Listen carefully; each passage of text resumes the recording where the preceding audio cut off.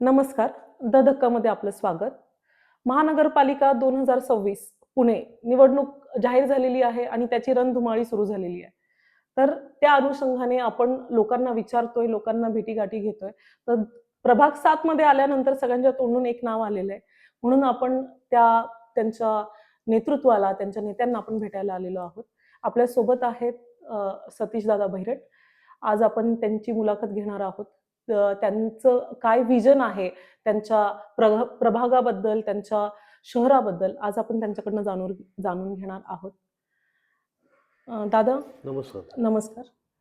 अ, आम्ही येत असताना काही लोकांना विचारलं, की काय म्हणजे तुम्ही कोणाला निवडून देऊ शकता किंवा कोणाला निवडून द्यायची इच्छा आहे.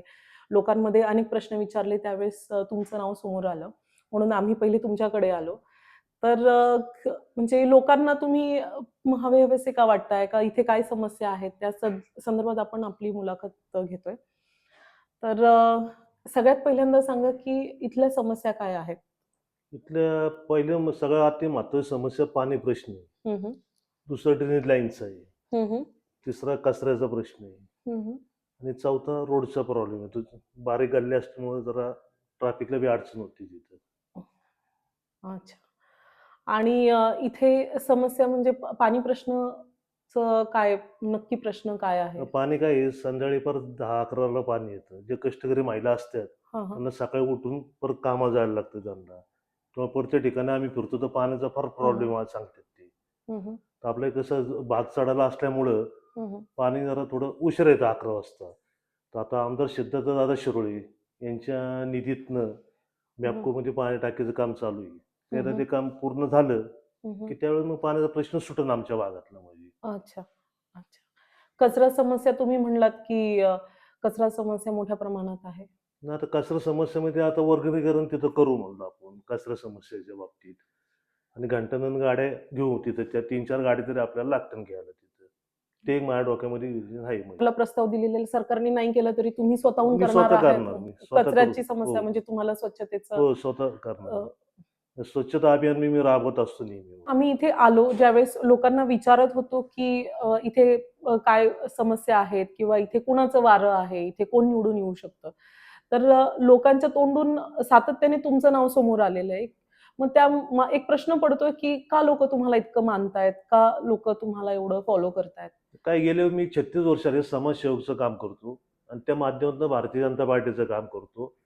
आणि लोकांचे किरकोळ प्रश्न असतात हो, म्हणजे पाण्याचा, ड्रेनेजचा, ते एकदम किरकोळ प्रश्न असतात ते मग सोडवले जातात माझ्या ह्यानी.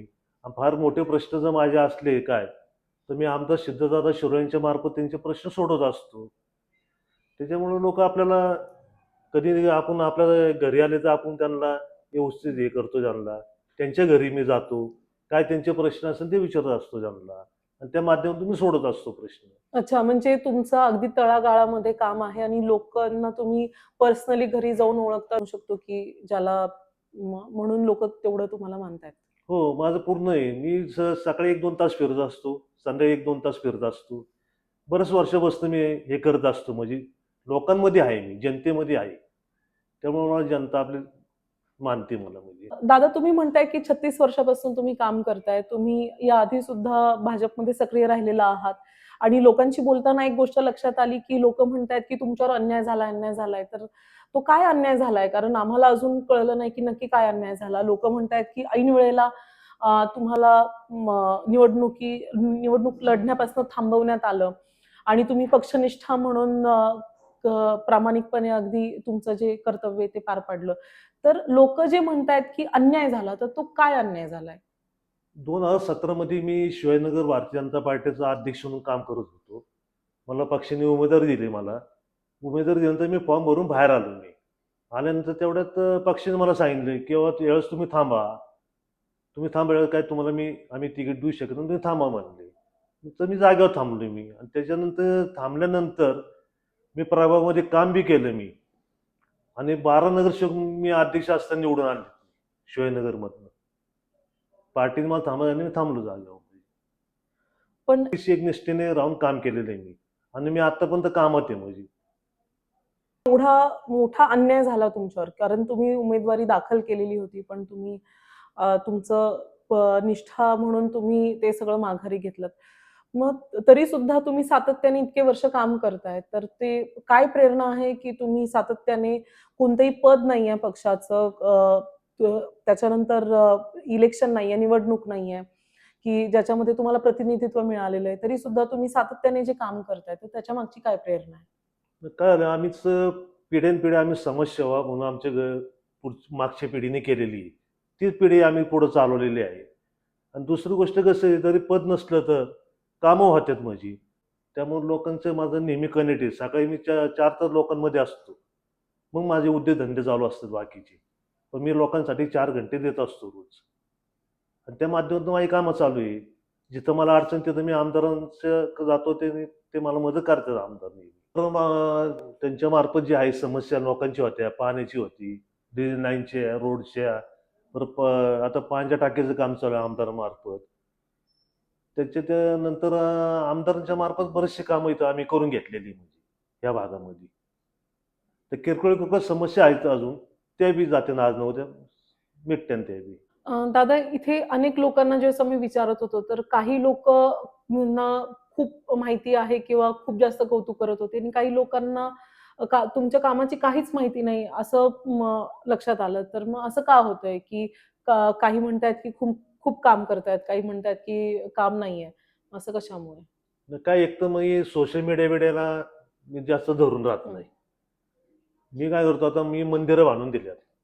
लोकांना रोड करून दिलेत. कुणाला पाण्याची लाईन अख्ख्या माझ्या अडचणी करून दिलेले आहे. आता आपण डाव्या हाताने करायचं, उजव्या हाताने विसरून जायचं. आपल्याला काय प्रसिद्धी नकोय.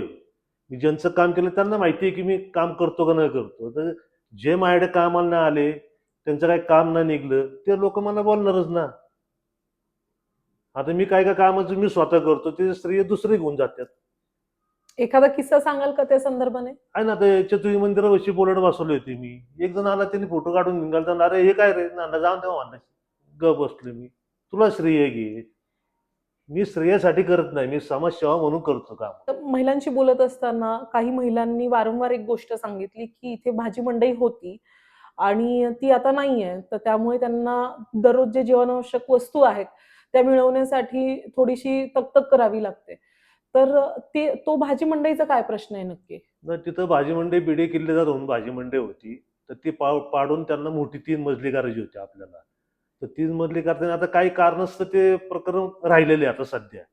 पण मी काय करणार, आमदाराच्या माध्यमातून ते जेवढं लवकर होईल तेवढा मी प्रयत्न करणार चालू करायचा, की जेणेकरून रोडला भाजी विक्री नाही व्हायला पाहिजे. त्यांचं व्यवस्थित त्यांना त्याचं बंदोबस्त धंदा करता पाहिजे. छोटे व्यापारी बी आहे तिथं अजून काय. त्यांच्या बी बऱ्याचशा समस्या आहे. त्यांना बी अडचण निर्माण झालेली होईन दूर. आमदारामार्फत मग चालले प्रयत्न करायचा लवकर. कमी एक 20 एक वर्ष जुनी होती ती. आणि काय कामांत लिकेज बिकेज व्हायला लागलं होतं. म्हणून ते पाडून मोठ्या प्रमाणात बांधायची होती ती. तेव्हा ते पाडण्यात आली ती. ते प्रकरण आता बरेच दिवस राखडले. ते 8-9 वर्षांनी ते बंद आहे जरा. आता आमदारच्या माध्यमातून आम्ही लवकर चालू करणार आहे ते. दादा, तुम्ही म्हणलात, की मागची 36 वर्ष तुम्ही समाजकारणात सक्रिय आहात. म्हणजे तुम्ही जुनं पुणे ते आत्ताचं स्मार्ट सिटी पुणे हे बघितलेलं आहे. तर हे बदल बघताना अनेक किस्से झाले असतील, अनेक अशा काही गोष्टी असतील, की जे म्हणजे हसू पण शकतो किंवा अ, एक नवल वाटू शकतं त्याबद्दल. तर असे काही किस्से तुम्ही सांगू शकता की लोकांना? मग का असतं मॅडम, मी सोशल मीडियापासून लांब आहे. आता मी आमदाराच्या माध्यमातून कमी कमी 3-4 ठिकाणी रेल्वे लाईनचं काम करून घेतलं. आता मी तिथनं काम करून घेतलं, मी घरी आलो, की जे लोक जातात फोटो काढतात, दुसऱ्याचे व्हॉट्सअपवर टाकतात, की हे काम आमदाराच्या माध्यमातून मी केलं. तर मी म्हणतो, तू केलं तर तू केलं. आमदारांना माहिती आहे माझ्याकडे कोण आलं कामासाठी, तिथल्या नागरिकांना माहिती आहे आपलं काम कुणी करून दिलं. त्या प्रसिद्धीची काही गरज लागत नाही आपल्याला. असे बरेचसे इतके किस्से आहे माझ्या बाबतीत घडलेले. आता काय लोकांचे फोन येते किंवा कचरा समस्या आहे, तर कचरा मी जातो कॉर्पोरेशन लोकांकडनं साफसफाई करून घेतो. हे जाऊन तिथं फोटो काढतात, की आम्ही अशा ठिकाणची सोसायटी साफसफाई केली. मी असं बरेचसे किस्से आहे असे सांगण्यासारखे. पाण्याचे प्रश्न, पाणी आपण साहेबांना सांगून पाण्याचे प्रश्न टँकर देतो मी लोकांना. तिथं जाऊन फोटो काढतात, की आम्ही अशा ठिकाणी टँकर दिले सोसायटीत. मग माझं श्रेय तेच घेतं, म्हणलं घ्या तुम्ही घ्या म्हणून. मी कसं आहे सतत लोकांची कामं करत आलेलो आहे. जरा मग पद असो नसो, कुठल्या पक्षाचं आहे असं काही नसतं माझं. मी कुठल्या पक्षाच्या लोकांची कामं करू शकतो म्हणजे. त्यामुळे लोकं कसं आहे आपल्याला रिस्पॉन्स देतात, सहकार्य करतात. पण आपण सामान्यपासून लोकांची कामं करतो म्हणजे. कोणाचे पाण्याचे प्रश्न, कोणाचे कचऱ्याचे प्रश्न, काही ना काही घरगुती प्रश्न असतात ते सोडवतो मी. जेवढं माझ्याकडनं होतं तेवढं मी लोकांची सेवा करतो. आता जो मी समस्या करत आलेलो आहे, इथून पुढच्या काळामध्ये काय समस्या असत्याल, त्या बी माझ्यामार्फत सोडवल्या जात्याल. मी जिथपर्यंत आहे तिथपर्यंत लोकांच्या समस्या सोडवीत राहणार. हे होते आपल्यासोबत सतीशदादा भैरट, जे प्रभाग 7 मध्ये प्रबळ दावेदार मानले जात आहेत. बघूयात की आताच्या इलेक्शनमध्ये, आताच्या निवडणुकीमध्ये काय होतंय ते. धन्यवाद.